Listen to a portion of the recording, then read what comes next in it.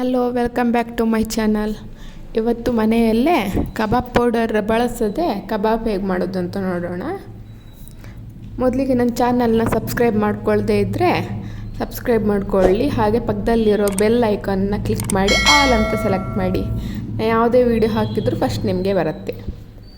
ಮತ್ತು ಇವಾಗ ಚಿಕನ್ನು ಅರ್ಧ kg ತಗೊಂಡಿದ್ದೀನಿ. ಅದಕ್ಕೆ ಒಂದು 1/2 ಸ್ಪೂನ್ ಅರಿಶಿನ, ಆಮೇಲೆ 1/2 ಸ್ಪೂನ್ ಧನಿಯಾ ಪುಡಿ, ಆಮೇಲೆ 1-2 ಸ್ಪೂನ್ ಚಿಲ್ಲಿ ಪೌಡರ್, ನಂತರ 1 ಸ್ಪೂನ್ ಪೆಪ್ಪರ್ ಪುಡಿ, ನಂತರ ಚಿಕನ್ ಮಸಾಲ ಒಂದು 1/2 ಸ್ಪೂನು, ಆಮೇಲೆ ಶುಂಠಿ ಬೆಳ್ಳುಳ್ಳಿ ಪೇಸ್ಟ್ ಹಾಕಿ ಇವಿಷ್ಟು ಹಾಕಿದ್ಮೇಲೆ ರುಚಿಗೆ ಎಷ್ಟು ಬೇಕೋ ಅಷ್ಟು ಉಪ್ಪು ಹಾಕಿ ಲಿಂಬೆ ಹಣ್ಣು ಹಿಂಡ್ಕೊಳ್ಳಿ. ನಂತರ ಇದಕ್ಕೆ ಮೈದಾ ಹಾಕ್ಕೊಳ್ಳಿ. ಒಂದು 2-3 ಸ್ಪೂನ ಮೈದಾ. ಇಲ್ಲ ಅಂದರೆ ಕಾರ್ನ್ಫ್ಲವರ್ ಹಾಕಿ. ಕಾರ್ನ್ಫ್ಲವರ್ ಹಾಕಿದ್ರೆ ಚೆನ್ನಾಗಾಗುತ್ತೆ. ನಾನು ಕಾರ್ನ್ಫ್ಲವರ್ ಇಲ್ಲ ಅಂತ ಮೈದಾ ಹಾಕ್ತಿದ್ದೀನಿ.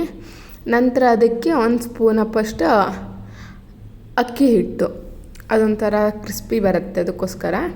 ಆಮೇಲೆ 1 ಮೊಟ್ಟೆ ಒಡೆದು ಹಾಕ್ಕೊಳ್ಳಿ. ಅವಿಷ್ಟು ಒಡೆದು ಹಾಕಿದ ಮೇಲೆ ಫುಲ್ ಮಿಕ್ಸ್ ಮಾಡಿಕೊಂಡು ಫ್ರಿಜ್ ಒಳಗೆ ಇಡಿ, ಡೀಪ್ ಫ್ರಿಜ್ ಒಳಗೆ. ಅದು ಒಂದು ಅರ್ಧ-ಮುಕ್ಕಾಲು ಗಂಟೆ ಇರುತ್ತೆ. ನಂತರ ಚೆನ್ನಾಗಿ ಇದಾಗತ್ತಲ್ಲ, ಆಮೇಲೆ ಒಂದು ಬಾಣಲಿಗೆ ಎಣ್ಣೆ ಹಾಕಿ ಸ್ಟವ್ ಮೇಲೆ ಇಡಿ. ಅದು ಬಿಸಿ ಆದಮೇಲೆ ಈ ಮಾಡಿ ಇಟ್ಕೊಂಡಿದ್ದೀವಲ್ಲ ಅದನ್ನು ಹಾಕಿ, ಇವಾಗ ನೋಡ್ತಾ ಇದ್ದೀರಲ್ಲ ಬಿಸಿ ಬಿಸಿಯಾದ ಕಬಾಬ್ ಪೌಡರ್ ಇಲ್ಲದೆ ಹೇಗೆ ಕಬಾಬ್ ಮಾಡಿದ್ವಿ ಅಂತ. ನೀವು ಮನೇಲಿ ಮಾಡಿ ಕಮೆಂಟ್ ಬಾಕ್ಸಲ್ಲಿ ಕಮೆಂಟ್ ಮಾಡಿ. ಹಾಗೆ ನನ್ನ ಚಾನಲ್ನ ಸಬ್ಸ್ಕ್ರೈಬ್ ಮಾಡ್ಕೊಳ್ಳಿ. Like, share, comment. Bye bye, take care.